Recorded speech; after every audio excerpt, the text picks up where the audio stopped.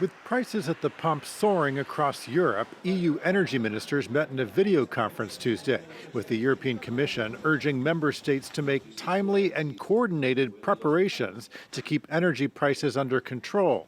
Some countries have already acted. Poland, for example, has decided to subsidize the cost of gas.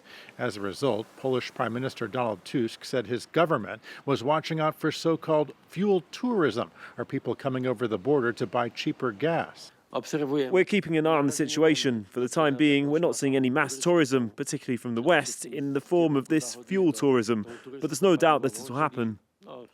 Poland's neighbor, Germany, is among a large group of EU nations that have for now decided against subsidizing energy prices.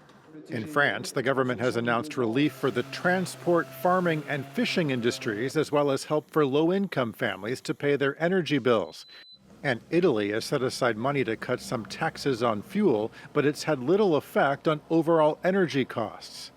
Economists say countries in Europe and all over the world are facing a tough challenge because using public money to ease prices provides a false sense of security when it comes to supply and demand, while higher energy costs can boost inflation and slow economic growth. The cost of, operation for any business, power generation costs globally as well going up. So that affects, businesses and bottom lines. It potentially could lead to, job losses down the line and really teetering on the edge of an economic recession.